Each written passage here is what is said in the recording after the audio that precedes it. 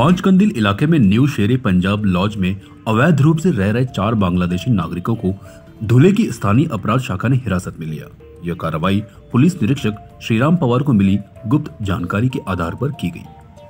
Police निरीक्षक श्रीराम पवार को जानकारी मिली थी कि न्यू शेरे पंजाब लॉज में रूम नंबर 122 में कुछ संदिग्ध लोग बिना वैध दस्तावेजों के रह रहे हैं। उन्होंने यह जानकारी पुलिस अधीक्षक श्रीकांत धिवरे और अपर पुलिस अधीक्षक किशोर काले को दी।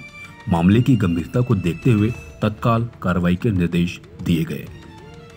जो मुख्य आहे मोहम्मद बिलाल शेख हा जवळजवळ 20 वर्षापासून मुंबई येथे राहत आहे। त्याची ही जी दुसरी आहे शिल्पी बेताब ही त्याची बायको आहे, पण ही बँगलोर येथे घरकाम करते। आणि हे जे दुसरे आहेत ड्यूटी बेगम पोलस आणि रिपा रफिक शेख हे दिल्ली येथील राहणारे आहेत। यांना चौघांनाही एक XYZ एजंट आहे जो आता आम्हाला ताब्यात आम्ही त्याला अटक करणार आहोत, त्याच्या मार्गावर आम्ही आहोत। त्यांना इथे आणलेला आहे आणि त्याच्यानुसार त्यांनी धुळ्याला इथे त्यांना एक काही बिझनेसमध्ये ते इन्व्हॉल्व होणार होते अशी प्राथमिक माहिती आहे। सर यांच्यावर काही गुन्हे वगैरे पण दाखल आहेत का कुठे आणि काही माहिती मिळाली? आता आम्ही त्याच्यावर पूर्वीचे काही गुन्हे आहेत का आम्ही त्याची माहिती काढत आहोत, परंतु याच्यापैकी 2 लोक जे आहेत ड्यूटी बेगम पोलस आणि रिपा शेख यांचा जन्म देखील भारतामध्ये झालेला आहे, परंतु ते इल्लीगल आहेत।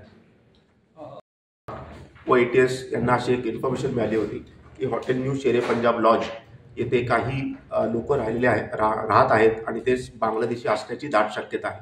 तर LCBच्या टीमने तिथे आपण एक रेड केली असता तिथे आपण 4 लोकांना अटक केलेली आहे। त्यांची नावं अशी आहेत की मोहम्मद मेहताब बिलाल शेख, शिल्पी बेगम मोहम्मद बेदाब, ब्यूटी बेगम पोलस शेख आणि रिपा रफिक शेख या चौघांना आपण आज अटक केलेली आहे आणि त्यांना भारतात प्रवेश तसेच परकीय नागरिक आदेश आणि BNS याच्यानुसार आपण गुन्हा दाखल केलेला आहे।